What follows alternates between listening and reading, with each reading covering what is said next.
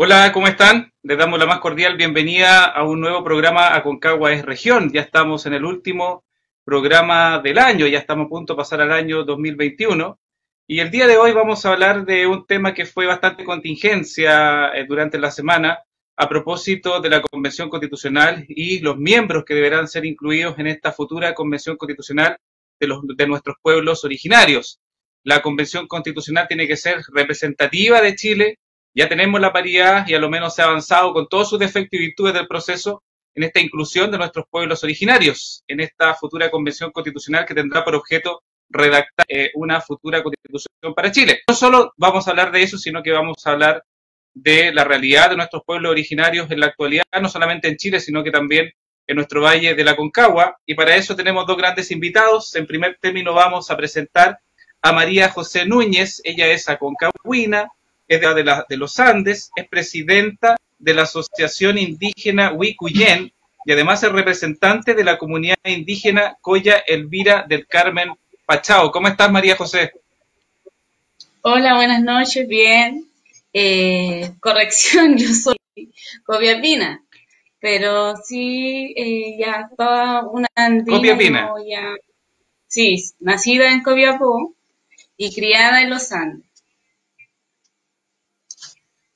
Y sí, soy presidenta de Pero no la... me cae duda que ya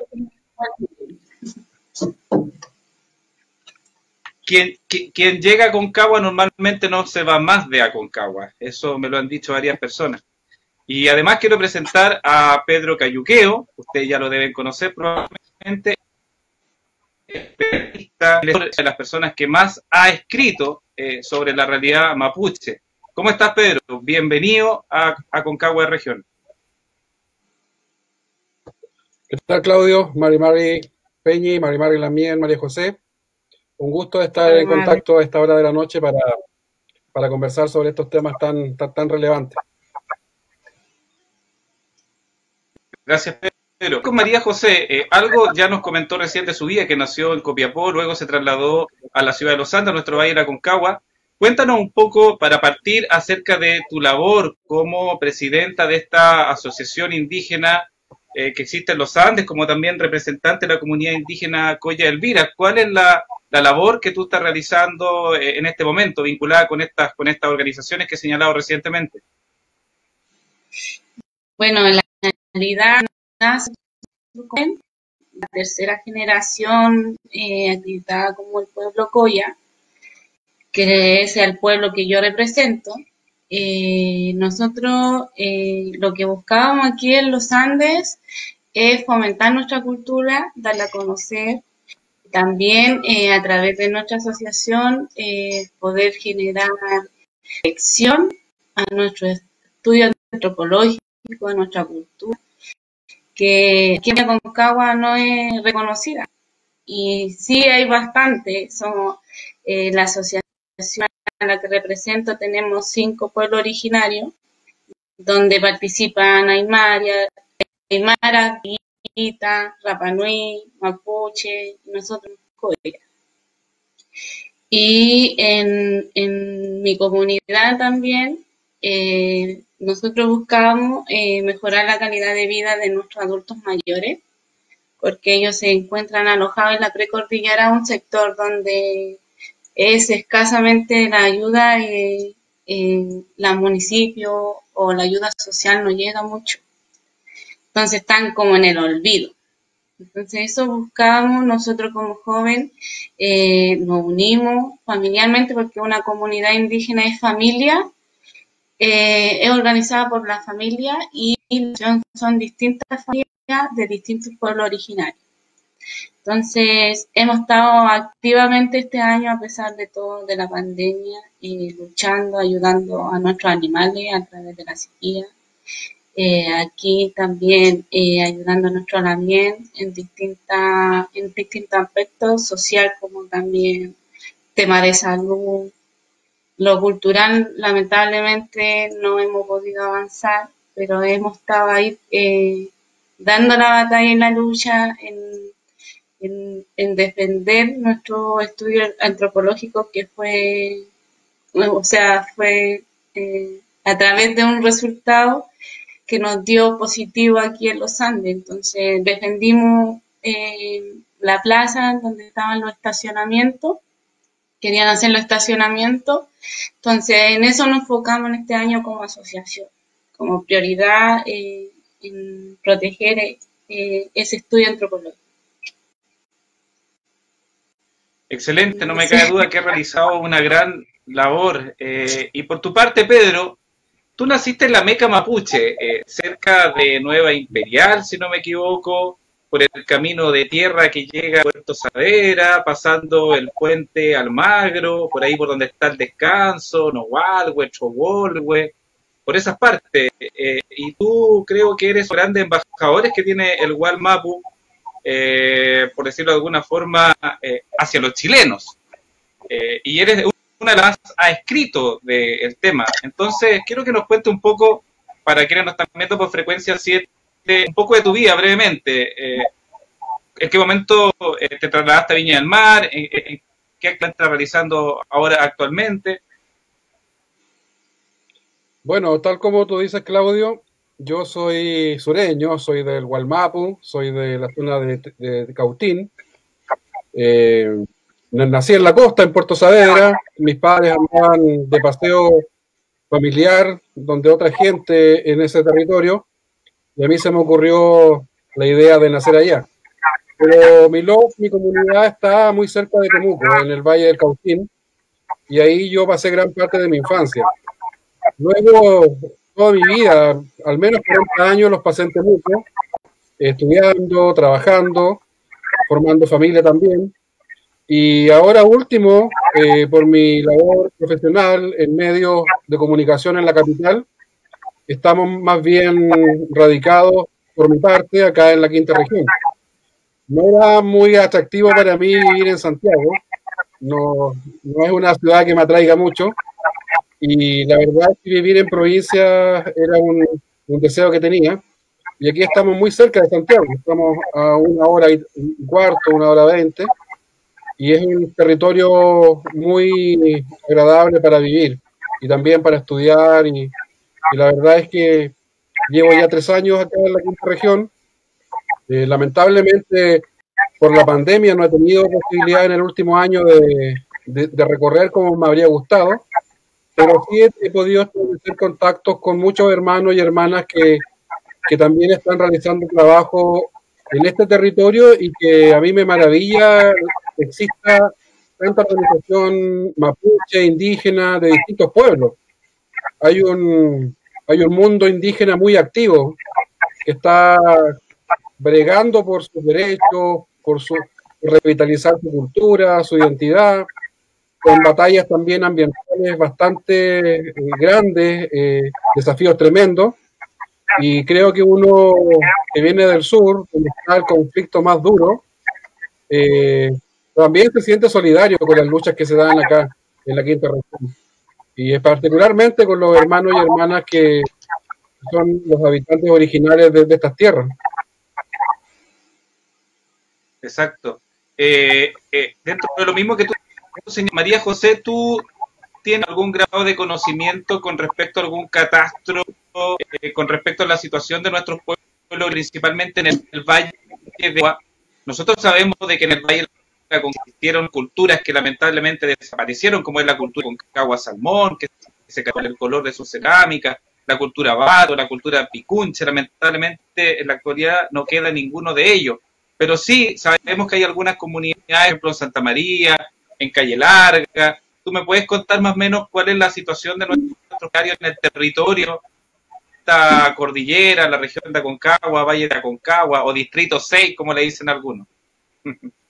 Sí, aquí en el Valle de Aconcagua va a ser una comuna, bueno, aquí lo están, una comuna chiquita, pero habemos hartos lamien, hartos pueblos originarios, y que trabajamos en conjunto. Está Calle Larga, que tiene ahí en el, ¿cómo se llama? En el centro cultural. Ellos ya están como establecidos toda su cultura ahí. Hacen siempre celebraciones de Aguita, la rogativa, siempre tienen actividades durante el año. Están nuestros hermanos también en Santa María, en Putaendo, en San Felipe, y trabajamos a nivel del valle. Sí, somos bastante, y lo malo es que no se da mucho a conocer la cultura porque lamentablemente en los municipios no son muchos los que se juegan por la cultura de los pueblos. No así como en Calle Larga. En Calle Larga lo que más potenció el alcalde fue la cultura de su comuna. Entonces están bien potentes en tema cultural y tienen el respeto hacia los pueblos. Y lo otro que Pedro, es lindo de nosotros... Yo tuve la oportunidad... Dime, dale María José. Que estamos también trabajando y avanzando en el tema medicinal junto al programa PESPI, donde se está dando atención con Machi en Calle Larga. También se está trabajando todas las asociaciones aquí del Valle de Aconcagua en Calle Larga. Excelente, gran labor que está realizando María José. Y Pedro, yo quería comentarte que he tenido la oportunidad de leer algunos libros tuyos, Historias de Mapuche 1 y 2, y sin duda tus libros vienen a reivindicar al pueblo mapuche, porque a todos nosotros, de alguna u otra forma, aparentemente nos enseñaron mal la historia. La historia que nos enseñaron en el colegio es un poco sesgada, y como que siempre nos quisieron introducir cierta información que no es real. De hecho, tú más de alguna vez hablas de que en los colegios hablaban del desastre de Curalaba, pero eso nunca fue un desastre, sino que tú siempre lo tomaste como un gran triunfo. Entonces, creo que la historia ha sido la historia que nos han inculcado en los colegios, y creo que hasta el momento de hoy aún se sigue haciendo de alguna u otra forma, ha sido un poco injusta. La historia ha sido un poco errónea. ¿Tú compartes esta reflexión? Sí, yo creo que la historia que nos enseñan es más bien racista. Es racista y es colonial, ¿ya? Claro. Es una historia que plantea una idea de sociedad nacional blanca que desciende de los barcos de los europeos y que lamentablemente eso se mantiene intacto hasta nuestros días. No hay mayores cambios a nivel de currículum educativo donde se integren los contenidos y los conocimientos de los pueblos originarios. Hay avances menores en materia de lengua indígena, pero tampoco son relevantes al punto que las lenguas nuestras estén reconocidas y sean lenguas oficiales. Siempre son más bien planes pilotos, experiencias muy locales que tienden a no generar un mayor impacto. Tenemos lamentablemente ese gran problema, Claudio, de una educación que sigue siendo racista y colonial y que menosprecia las culturas originarias. Hay un norte de la sociedad chilena heredado de los padres de la historiografía y de los intelectuales del siglo XIX, que tiende a fomentar la idea de una sociedad blanca, una sociedad sin indios, decía Barros Arana. Y esa utopía nacional chilena lamentablemente se mantiene todavía. Yo observo un cambio en las nuevas generaciones, eso es indudable, pero a nivel de mayores de 50, incluso mayores de 40 años, uno todavía escucha comentarios desubicados y racistas, y eso es innegable. Exactamente, y tiene que haber derechamente un cambio de paradigma, y eso tiene que partir por la educación de todos y cada uno de nosotros y de nuestros hijos, y solamente de esa manera vamos a poder cambiar con cierta información que nos y que con el tiempo nos hemos ido abriendo y hemos ido comprendiendo las cosas. Ahora son cosas que probablemente son de forma, pero igual tienen cierto valor. Las banderas mapuche ahora están por todas partes. Ya es necesario. En todas partes se enarbolan las banderas mapuche, y antes eso no se veía. Y eso es un pequeño atisbo de que Chile algo está cambiando y Chile despertó, por supuesto.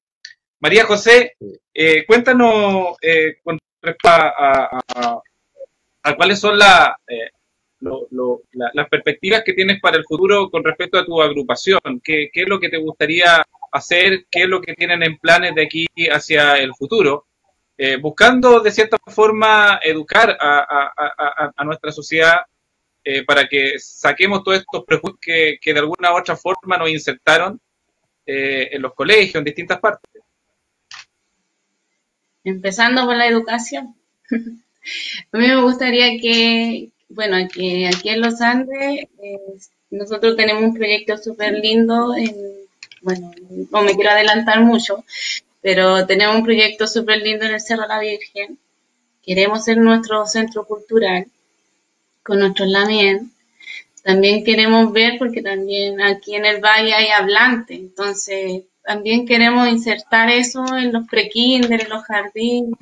Estamos en un proyecto, o sea, yo estoy en un proyecto que es un megaproyecto de vivienda, donde viene un jardín infantil, y ahí estoy fomentando insertar la educación en mapudungún, en lengua, en quechua. También se está fomentando el cuidado del arbolito desde ya. Entonces, queremos regalar un arbolito antes que entreguen la casa, que ellos tengan ese autocuidado del arbolito, o sea, el cuidado que le tienen que dar y la obligación con su arbolito, y eso va ganando puntos también en el proyecto. Y así vamos fomentando un poquito que ellos se vayan apasionando a la cultura, o sea, un poquito empapelando por nuestra cultura y también por el cuidado de nuestra naturaleza. También tenemos proyectos, o sea, uno, lamentablemente, para crecer en lo social y lo cultural aquí en los Andes, debe estar en la política, lamentablemente. Entonces, ese también es un paso que yo estoy dando en estos momentos, en representación a mi gente, a mi pueblo, porque llevamos 2 años aquí en los Andes donde lamentablemente no hemos tenido ningún recurso y ningún apoyo para crecer culturalmente. Y como jóvenes buscamos empoderarnos de esto en el Valle de Aconcagua, porque es algo tan lindo y se desaprovecha, pues. Tenemos un antropológico que más de 9.000 firmas y aún así el consejo y el alcalde no nos respaldó, entonces tuvimos que ir a poner demanda para poder defender ese estudio antropológico. Entonces necesitamos que esté gente de nuestros pueblos y que nos representen para poder generar cultura en el Valle de Aconcagua, más bien aquí en los Andes. Porque, como le digo, nuestros lamien han crecido con un trabajo enorme, muy lindo en las otras comunas, pero también por apoyo municipal. Lamentablemente es así aquí en todos lados, porque nuestros pueblos, lamentablemente el mismo Estado se ha encargado de empobrecernos cada vez más, tanto cultural, perder lengua, colegio, española de nuestro pueblo originario. Entonces yo creo que eso empieza de a poquito. Es mejor de enseñarle a nuestras raíces que vienen recién empezando este camino. Entonces el valle es muy místico y que uno hay que fomentar eso, que nuestros bebés chiquititos vayan apoderando de sus pueblos, de su cultura, y fomentar eso, tengan la buena fe para hacer las cosas. Eso. Claro. Lo que pasa es que todo eso que tú señales también pasa por la búsqueda de espacios de poder. En la medida de que ustedes puedan organizarse y tomar el poder de alguna u otra forma, ya sea a nivel municipal, del consejo, se puede perfectamente avanzar de mucho mejor forma. Y en ese contexto ya vamos a llegar al proceso constituyente, pero Pedro, quería... Bueno, yo tengo ya 40 años y cada vez que ingresa un gobierno nuevo, he oído de planes para la Araucanía. Planes para la Araucanía deben haber 1, 2, 3, 4, 5, 6 y nos perdemos. Y vemos que han pasado 20, 30 años y estamos prácticamente igual.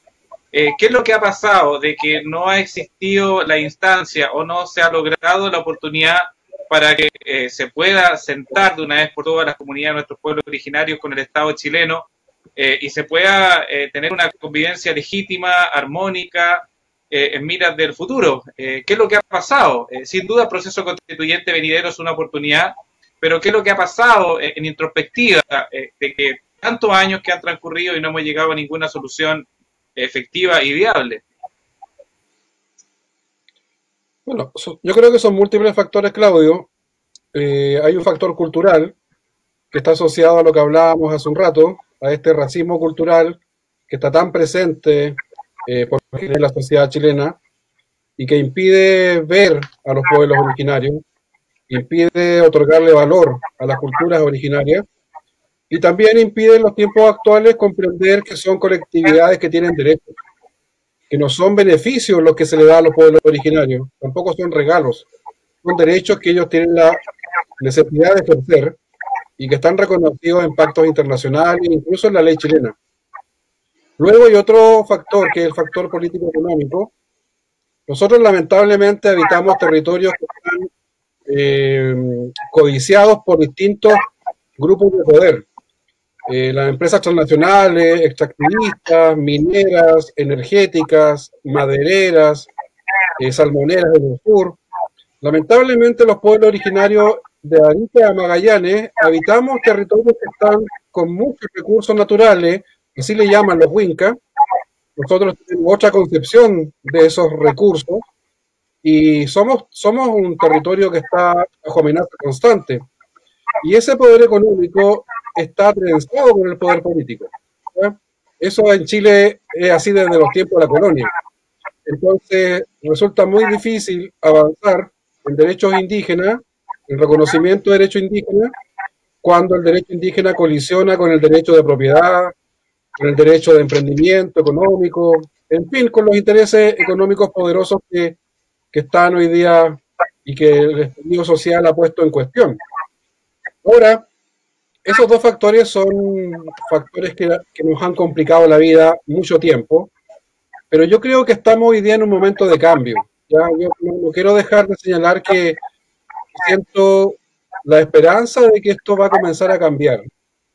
Nosotros tenemos interpretaciones muy interesantes respecto de los eclipses, respecto de las pandemias, en nuestras culturas. Y creo yo que estamos viviendo un momento de cambio. Estamos viviendo un momento interesante donde quizás por primera vez en la historia los pueblos originarios vamos a poder ser protagonistas de lo que va a venir a futuro, que es un cambio constitucional. Eso no es menor, eso es súper relevante. Y también estamos hoy día con nuevas generaciones que están atreviéndose a dar el paso del diagnóstico o de la simple queja a la participación política. Yo encuentro maravilloso que María José esté disponible para atreverse de participar en política, tanto por ser mujer, que son espacios que están a veces restringidos para las mujeres, como también por ser una mujer indígena. Creo que se requieren liderazgos como ella, como otros hermanos y hermanas, que den ese paso, porque si no tenemos poder político y no tenemos representación propia, otros van a decidir estas cosas, y las van a decidir por intereses que no son los nuestros. Exacto. Señor director, vamos a hacer una pequeña pausa de 3 minutos, vamos a ir a ver una cápsula estaba por nuestra amiga Karin Guerra, denominada El Holandés Errante. 3 minutos, volvemos, no se nos despegue, amigo Pedro y María José. Vamos, señor director.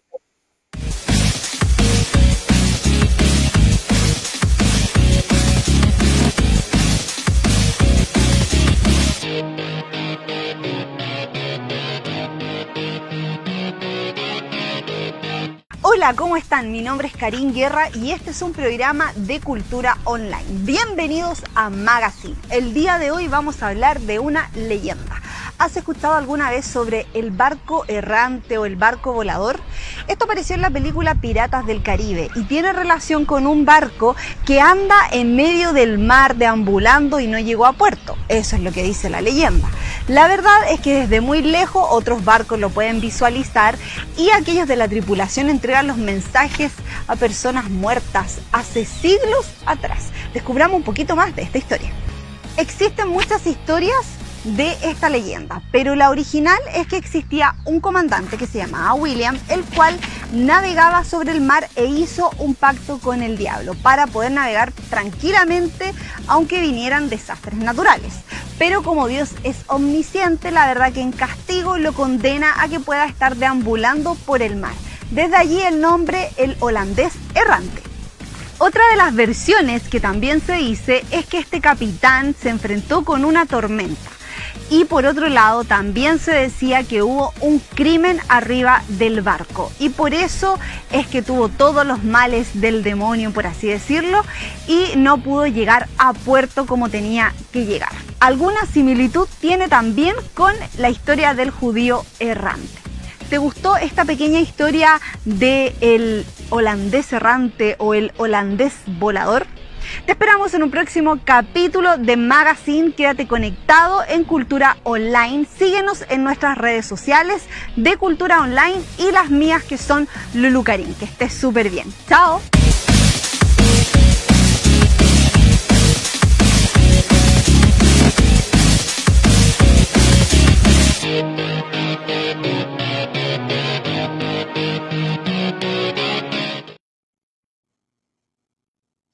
Muchas gracias, Karim, con la cápsula informativa que hemos visto recientemente. Y volvamos al tema que nos estábamos convocando. El proceso constituyente. Recientemente ya vimos que se aprobaron los escaños reservados para nuestro pueblo originario, 17 escaños que repartirse en diversos distritos. ¿Qué te parece, Pedro, cómo quedó la fórmula en definitiva? Es perfecta, pero tampoco es mala. ¿Qué te parece cómo quedó la inclusión de nuestros pueblos originarios, nuestro reflejo de Chile en la próxima convención constitucional? Bueno, yo tiendo a ser optimista, tiendo a ser alguien que ve el vaso medio lleno, y la verdad es que no estuvo tan lejos de la pretensión que tenían las distintas organizaciones. Se hablaba de 24 escaños, se hablaba de un 12,8%, y finalmente la negociación, que fue larga, que fue tediosa, que fue a veces triste y lamentable, lo que escuchamos en las comisiones que hubieron durante todo este año, se logró que fuera un 11%, se logró que fueran 17 escaños, y creo que es un momento que abre una participación indígena en el sistema político que hay que mirarla con esperanza. Yo creo que van a haber muchos hermanos y hermanas de distintos territorios, de distintos lugares, que van a participar como candidatos y candidatas, y por lo pronto está garantizada la representación nuestra. Eso es algo que era impensado hasta hace al menos un año y medio atrás. Si a mí me hubieran dicho en septiembre del año 2019 que Chile iba a tener una nueva constitución elaborada por una convención constitucional paritaria y con participación de escaños reservados indígenas, yo habría pensado que estaban bromeando o me estaban haciendo, digamos, un mal chiste. Y la verdad es que eso está pasando, va a suceder a partir de abril. Y creo que tenemos que verlo con perspectiva histórica. Es un momento inédito en la historia republicana de Chile. Nunca ha sucedido esto antes. Y además, creo que esa mirada con perspectiva histórica nos hace ser responsables respecto del lugar que tenemos que ocupar ahí. Hay distintas miradas indígenas. Hay quienes plantean que hay que fortalecer lo propio, que no hay que participar de instancias estatales. En el mundo mapuche tenemos distintas miradas sobre lo que viene a futuro, pero yo creo que son caminos complementarios. Yo creo que el camino de la participación política es súper relevante, pero también lo que es la lucha en los territorios, lo que es la lucha en las comunidades, eso creo que nunca va tampoco a terminar. Son caminos que tienen que dialogar entre ellos. María José, algo comentamos en la tarde, ¿cuál es tu visión con respecto a los escaños reservados? ¿Eres tan optimista?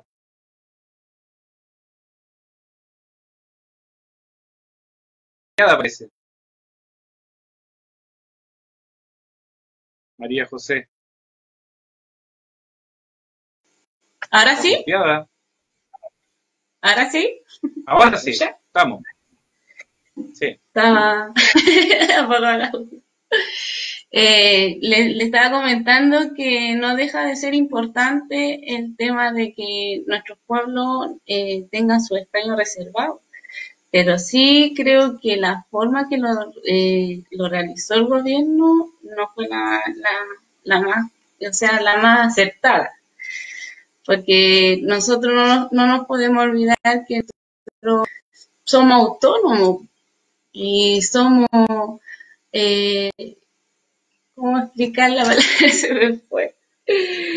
Somos, déjame, autodeterminación, eso tenemos. Entonces, igual siento que la forma fue netamente entre cuatro paredes y lo eligieron solamente los políticos. Siento que también fueron racistas con nuestros afrodescendientes porque ningún pueblo los va a representar como ellos mismos. Ellos, su cultura es todos los pueblos tenemos distintas formas de vivir, distintas culturas, distintas ceremonias, todo es distinto, entonces nadie va a representar a los afrodescendientes como ellos mismos. Ojalá que dentro de los otros cupos de los que van a ser representados queden los afrodescendientes. Igual es sumamente importante, creo que este es el momento de ingresar en nuestro convenio 169 en la nueva Constitución, porque el convenio 169 está todo lo que a nosotros nos respalda en salud social, mejorar calidad de vida. Creo que nuestros representantes deben estudiar eso y no solamente representar al pueblo que lo están representando. O sea, si yo soy Coya, tengo que hablar de mi pueblo, a favor de mi pueblo, pero también hablar de mi también. Porque esa es la fuerza de los pueblos unidos. Y creo que va a ser importante. Exacto. Estoy esperando esta nueva Constitución. Y como joven también voy a dar mi opinión al representante que vaya en representación del pueblo Coya. Como también como presidenta y represento a los otros pueblos, también queremos como asociación nuestra perspectiva.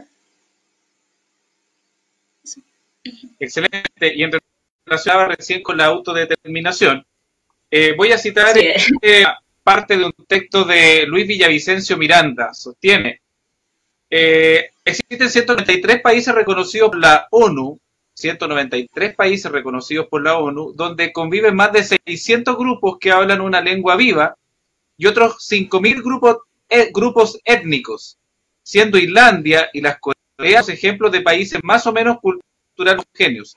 Chile, por supuesto, tampoco escapa a esta realidad mundial. En nuestro país hay unos 9 pueblos originarios: el Aymara, el Quechua, el Atacameño, el Coya, el Diaguita, el Rapanui, el Mapuche, el Yagahuesca. De ellos se reconocen como naciones los Mapuche y los Rapa Nui. Y de este concepto de plurinacionalidad que los sectores progresistas, socialdemócratas y de izquierda han ido acuñando todos los discursos, ¿cierto? Y que es un concepto que tiene que estar consagrado constitucionalmente. La plurinacionalidad nació desde el imperio, la plurinacionalidad nació del imperio austrohúngaro, donde había distintos tipos de comunidades que se les denominó naciones para poder convivir de manera armónica entre uno y otro.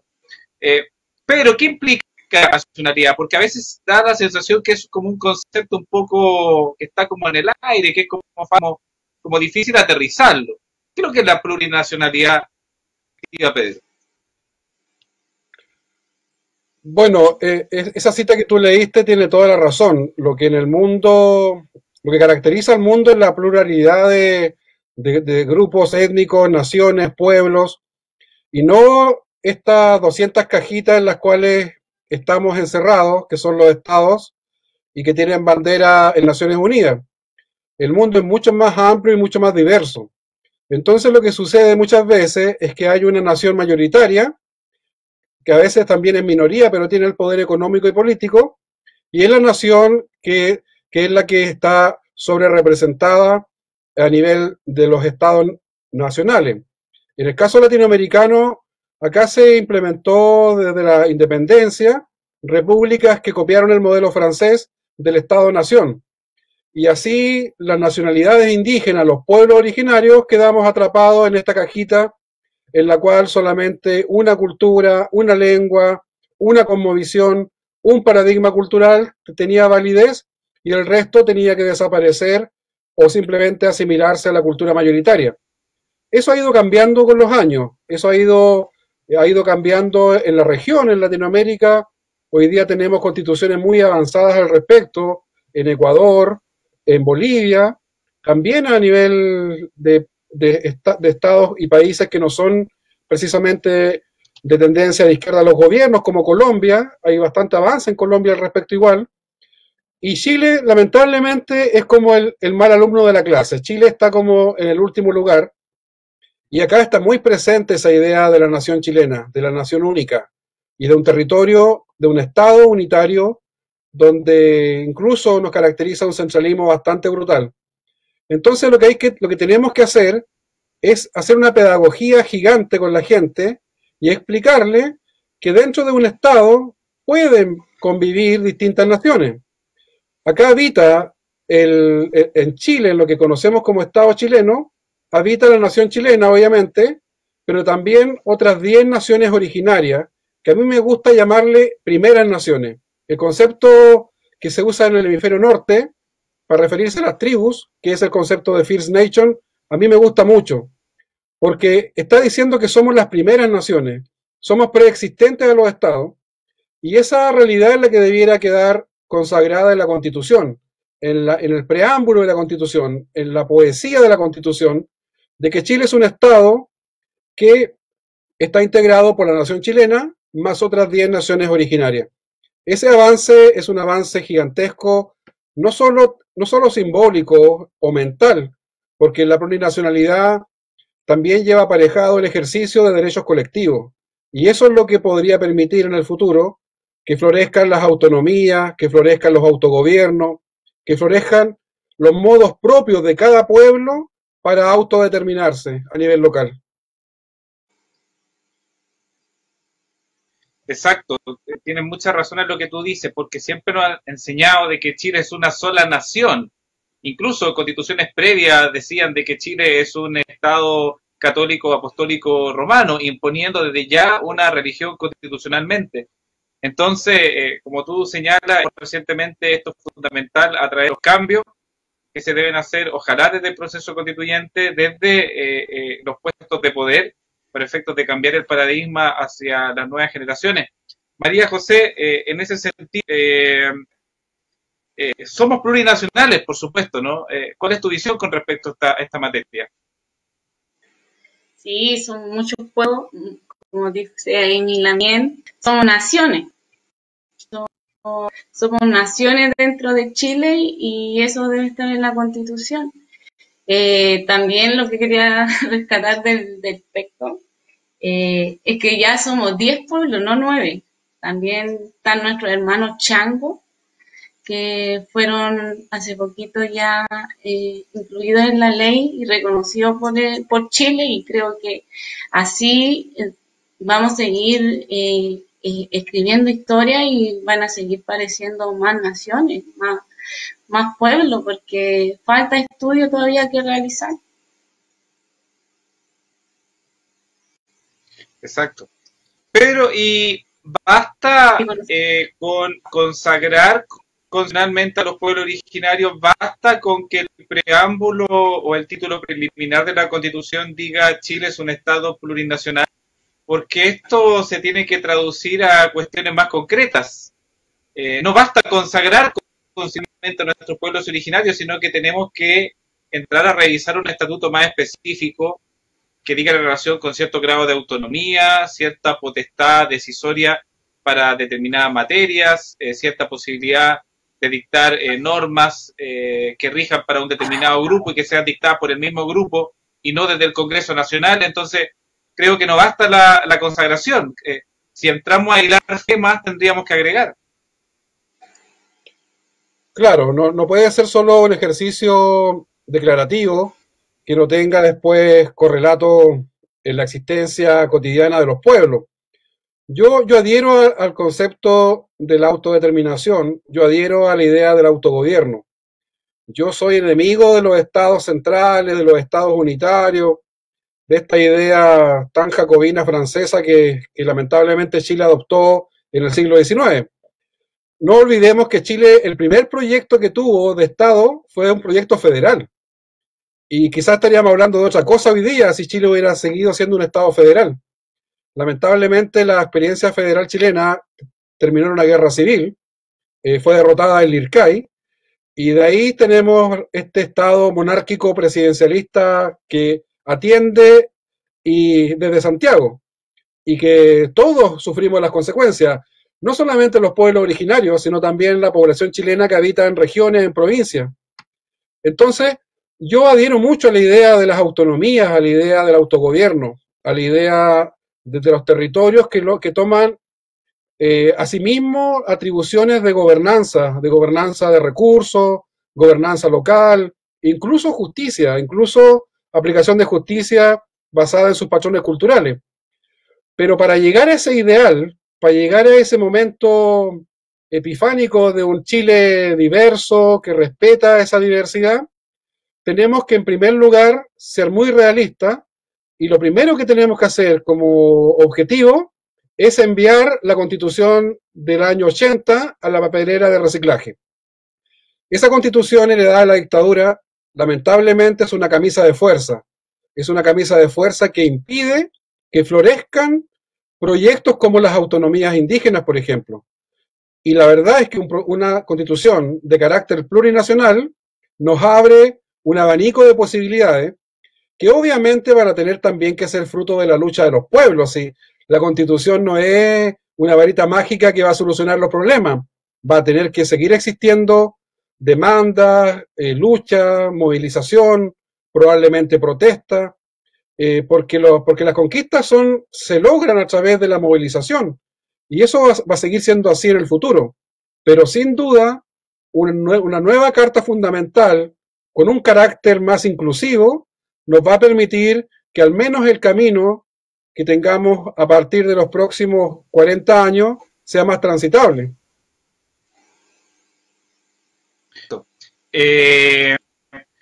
Volviendo un poquito atrás, Pedro, una de las cosas más que me han fascinado en la historia secreta mapuche, y que donde voy lo comento, es el famoso Tratado de Tapigüe. En el Tratado de Tapigüe se reconoció a Arhualmapu como una nación, como un estado, con un territorio, con un pueblo, con un poder, y establecieron incluso ciertos límites territoriales. Y no se sabe mucho, o sea, algo sabemos los que hemos leído, los que hemos estudiado, los que seguimos redes sociales, pero creo que no está en el consciente colectivo de los chilenos y chilenas y de la gente que habitamos este territorio. Para que nos cuentan un poco el Tratado de Tapigüe para todos los que nos están viendo en Frecuencia 7 y Cultura Online. Bueno, es un tratado de mucha importancia histórica. Los mapuches hay que contar que desarrollamos durante varios siglos una relación de guerra, pero también de diplomacia con la corona española. Se firmaron más de 40 tratados coloniales en los siglos XVI, XVII, XVIII, donde la corona española reconoció y garantizó la independencia del territorio mapuche al sur del Biobío. Luego, con la República, hubieron también tratados que se firmaron, y el último y más importante fue Tapigüe en 1825, en los tiempos en que Chile estaba desarrollando recién su consolidación inicial como Estado independiente.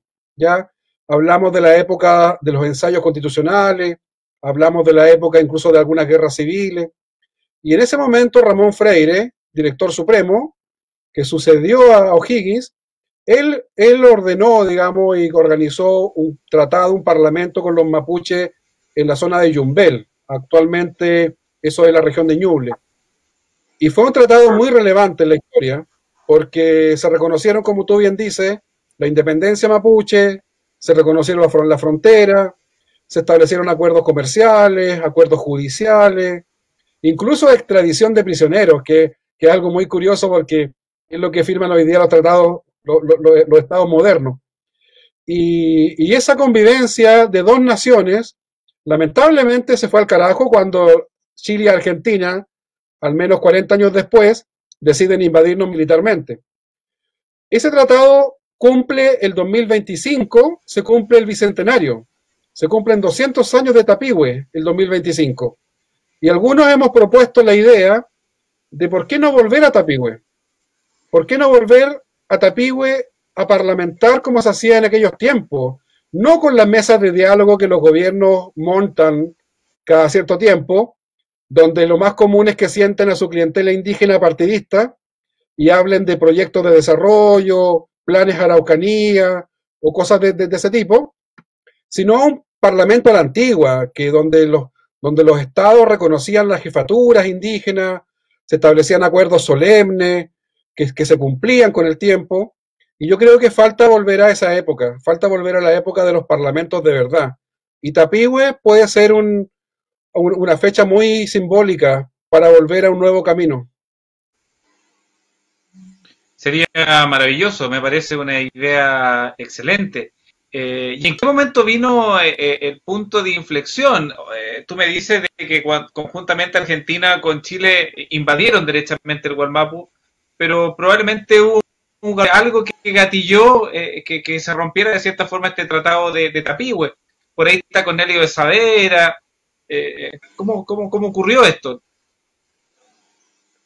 Bueno, las causas de la conquista del territorio mapuche son diversas. Hay quienes hablan de una consolidación de las fronteras de tanto de Chile como Argentina, donde existía una anomalía, que era un territorio independiente que partía ambas repúblicas por la mitad. También la necesidad del capitalismo agrícola del siglo XIX de tierras para el cultivo. Se requerían tierras para el cultivo. La industria triguera, los hacendados del Valle Central querían expandir sus dominios hacia el sur, a las fértiles tierras mapuche, y todo eso fue generando también un estado de ánimo nacional favorable a la guerra con los mapuches. Y los mapuches, la verdad es que aguantamos bastante tiempo. La guerra comenzó el año 1860 con Cornelio Saavedra fundando Mulchen y avanzando la frontera hacia el sur, y terminó recién en 1883 con la refundación de Villarrica. O sea, hubieron más de casi 30 años de resistencia mapuche en el lado chileno. En Argentina duró mucho más tiempo. Entonces, son diversas causas, pero quizás lo más relevante para efectos de los tiempos actuales es que acá hubo una invasión a un pueblo libre y soberano, a quien se le quitó su territorio, su base económica, material, que era el ganado, que nosotros éramos comerciantes de ganado en gran parte, y se lo despojó de un territorio que Gastón Sublet, este académico de la Católica, denomina el paraíso en la tierra. Los mapuches habitábamos el paraíso, y quienes viajan al sur de vacaciones o a visitar familiares saben que es una tierra bendecida, una tierra hermosa. Y la verdad es que yo creo que esa es la gran deuda de Chile, el haber invadido, despojado y transformado en población pobre y de segunda categoría a un pueblo soberano y a un pueblo digno y noble. Toda la razón, Pedro. Bueno, René Salinas Álvarez por las redes sociales. Estoy leyendo tu libro, Pedro, Historia Secreta Mapuche. Un tremendo saludo. María José, ya nos queda poquito tiempo, ya estamos cerrando nuestro programa. Bueno, costumbre, siempre te damos la palabra, por favor, para que nos haga y digas todo aquello que probablemente quizás sientes que no alcanzaste a decir. María José. No, primero que nada, asombrada de todo, me encanta aprender día a día porque, como saben, ya soy jovencita, pero nos criaron en la precordillera allá en el norte, tenemos nuestro animalito, todo, lejos de la civilización, y me encanta aprender día a día. Siempre me empapelo con cultura, me encanta lo que es la cultura mapuche, a diferencia de nuestro otro lamien. he aprendido mucho de ellos, de su cultura, el respeto. Ellos tienen un respeto único hasta para tocar un instrumento. Me fascina. Cada día voy aprendiendo un poquito más de su cultura, de nuestros hermanos, de leyes un poquito, de nuestros tratados que lamentablemente en Chile son cero consideración. Y así vamos, como joven, dando la pelea de a poquito, sumando y fomentando la cultura de los pueblos, ayudando social, culturalmente a nuestra gente y demostrando que la cultura es bella, es muy bella. Entonces, también que los demás, que los jóvenes se motiven a dar ese espacio de conocerla, de escuchar a nuestros viejitos con su historia, de su, no sé, pues de todas sus vivencias. Es tan bella la vida como también sacrifica en las tierras, en lo que es la Pachamama, pero es muy bello cuando se le enseña, cuando uno aprende y se hace con amor y buena fe. Que encantada de participar con ustedes esta vez. Feliz de escuchar a nuestro escritor. El sur tiene su lucha como todos nosotros, como todos nuestros pueblos.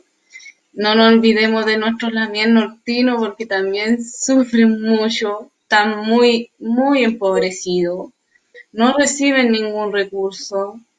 Están en el olvido. Entonces, lo más importante de nosotros es eso, recuperar la cultura, dar a conocer nuestros pueblos y ayudarlos a tirar para arriba nuestra cultura. Eso. Muchas gracias, María José. No puedo dejar de preguntar el otro día en una página de Facebook que se llama Los Andes Constituyente, salía de que tú tenías cierto grado o intención de ser candidata a la Convención Constitucional. ¿Eso es cierto o fue un carril de ese medio? Me pusieron ahí, me gustaría, pero lamentablemente tengo otros proyectos, pero siento que el que esté ahí nos va a representar bien. Todos somos lamien, somos hermanos. Creo que la persona que nos represente lo va a hacer bien. Ojalá Dios quiera y con todo nuestro corazón que lo sea, nos represente con la fe, con la mira de crecimiento, como dice nuestro lamien, un paso, vamos a seguir batallando porque queremos hacer un cambio, generar un cambio total e irreversible. Y eso es importante. Muchas gracias, María José. Y también no puedo dejar de preguntarle a Pedro, que también ha sonado como constituyente, y no me cabe duda que sería un gran representante de nuestro, de la región, o de donde quiera que estime pertinente ir en la próxima Convención Constitucional. ¿Cómo te ha ido? ¿Qué pasa con eso, Pedro? Bueno, estuvimos aportando y empujando esto de los escaños. Ahí estuvimos colaborando harto tiempo y la verdad es que eso se logró. Van a haber escaños para nuestros pueblos. Ojalá exista mucha participación de nuestros hermanos y hermanas. Ojalá también muchas mujeres participen. Necesitamos esa mirada. No podemos replicar nosotros lo patriarcal que son las sociedades occidentales. Tenemos que cambiar nosotros también ese chip que la sociedad winca nos ha a veces inoculado también en nuestro comportamiento. Y yo creo que para el caso particular mío, yo he manifestado una disposición de estar compitiendo para constituyente. Lo haría como independiente. Lamentablemente aquí hay que entrar a negociar con partidos, porque así funciona este sistema político winca. Estamos tratando de lograr un cupo acá en la Quinta Costa con la gente de Convergencia Constituyente, y la verdad es que no es fácil. Para quienes no somos militantes, para quienes no somos políticos de carrera, es bien cuesta arriba el escenario, porque los partidos siempre privilegian a sus propios militantes, ¿ya?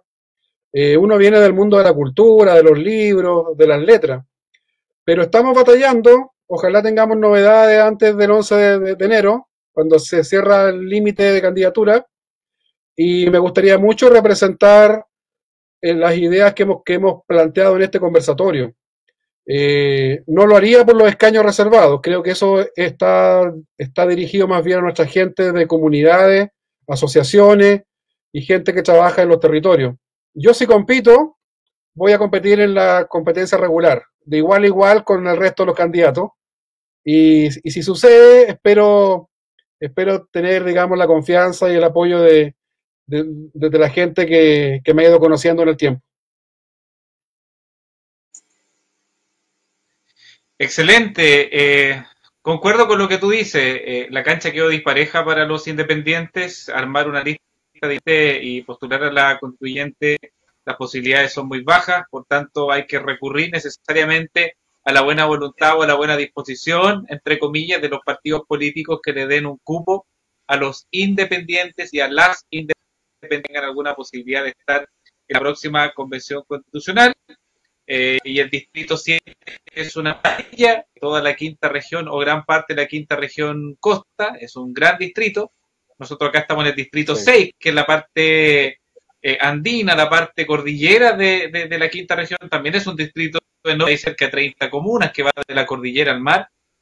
Espero que te vaya bien a ti, Pedro, en tus proyectos. Vamos a estar atentos con tu precandidatura y que los partidos se manifiesten con el cupo. Y por tu parte, María José, ojalá que te podamos en alguna instancia en los Andes y tratar de modificar las cosas desde adentro. Y no me cabe duda de que con toda tu perseverancia sus objetivos. Nos despidiendo. Te agradezco mucho, Pedro, que nos haya acompañado. Gracias por la paciencia de haber esperado. Partimos un poco más tarde. Te agradezco también, María José, tu disposición. Te invité, de inmediato aceptaste. Así que este es el último programa del año 2020 y ya nos vemos el próximo año 2021 con otros programas a través de Cultura Online y Frecuencia 7. Les mando un fuerte abrazo a nuestros invitados, como también a todos aquellos que nos están viendo. Que estén bien. Un beso para todas y todos. Chao, chao. Chao, Tomai. Chao, chao. Voy a callar. Chao, Tomai.